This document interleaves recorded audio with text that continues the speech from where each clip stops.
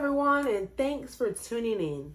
Today we will be discussing the Kamala Harris speech that she gave regarding her and Joe Biden's plans on how they will be lowering affordable housing costs. So every American deserves affordable housing. Yet in communities across our nation, the cost of housing is just too high. Part of the reason for the high cost of housing is a lack of supply. In communities, there is simply not enough affordable housing available, and significant barriers prevent more from being built.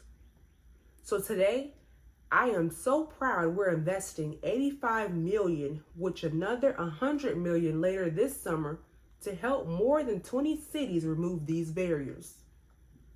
One such barrier is that it can be difficult for affordable housing developers to be able to afford to buy and develop land.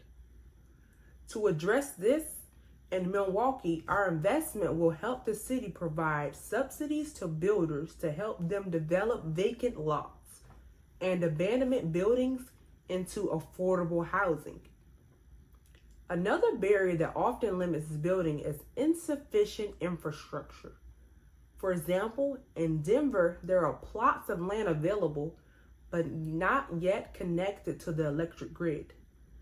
Through this investment, we will help Denver offer loans to developers to build the power lines and water mains that are necessary for new housing. This investment is part of a larger strategy to lower rents and help more Americans buy a home.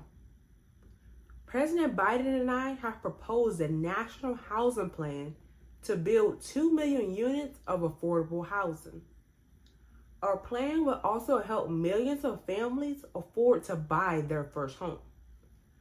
We will give folks who are first generation and their family to buy a home $25,000 for a down payment.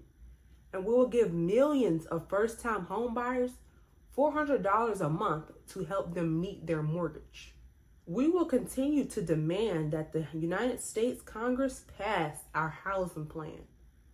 Throughout my career, I have worked to protect homeowners and renters and help more Americans take advantage of the national wealth building power of home ownership. As Attorney General of California, I drafted and helped pass the California Homeowner Bill of Rights, which was one of the first in the nation to protect consumers from unfair mortgages and predator foreclosure practices. And I secured $20 billion for homeowners that were harmed by the big banks during the foreclosure crisis. As Vice President, I have continued this work on behalf of homeowners and renters. Since taking office, we prevented excessive rent increases for 2 million low-income families. We're cracking down on corporate landlords who break antitrust laws and keeps rent high. We're working to ban rental junk fees that cost renters hundreds of dollars a month. For example, unnecessary fees for mail forwarding or to pay rent online. We have helped nearly 700,000 homeowners save close to $1,000 a year by reducing the cost of mortgage insurance. Since taking office, we have made progress in lowering housing costs, and there is more work to do. President Biden and I will continue to fight more Americans afford to pay their rent and be able to afford to buy a home.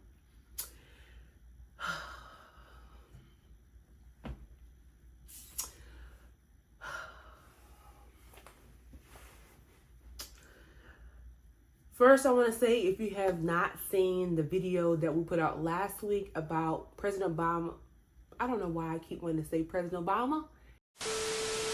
If you have not seen our video last week about President Biden and his statement to lower housing costs for working families. In his statement, he addressed a lot of proposals and what he has done to help with affordable housing. Then we have Vice President Kamala Harris, who's talking about what she's done previously in California, mixed in with a little bit what President Biden said as far as their proposals, along with, then she closed with, we have been helping families with affordable housing and lowering rents. Can someone please tell me in the comments where you've seen evidence or research that backs up that they've been helping individuals with lowering rents and affordable housing? Because I asked someone to do that for me because maybe I missed it, because homelessness rates have been going up, and I have not seen, let me back up some. Homeless rates have been going up, let me say that again, and we have not seen any proposals, plans, results, outcomes, or anything regarding what are we going to be doing now. We need help with homelessness. And then what are you going to be doing with in 2024 once the new election, you are reelected? What are you going to do? I haven't heard anyone talk about that. And homelessness needs to be addressed. No matter who's president, we really need long-term affordable solutions for affordable housing. We need our seniors to stop getting evicted because they cannot afford the rent increases due to their Social Security. We have so many different things that I have not heard either one of these individuals address that need to be addressed. Homelessness, our seniors, even young people on the street coming out of foster care. What are you going to do? These are the things that we need to be asking ourselves, that you need to be listening for when they're giving their addresses and their statements for the election. Thank you guys for tuning in today. My name is Kaylee on the Spot. If you have not done so already, please hit the subscribe button and we will see you guys on the next one. See you guys.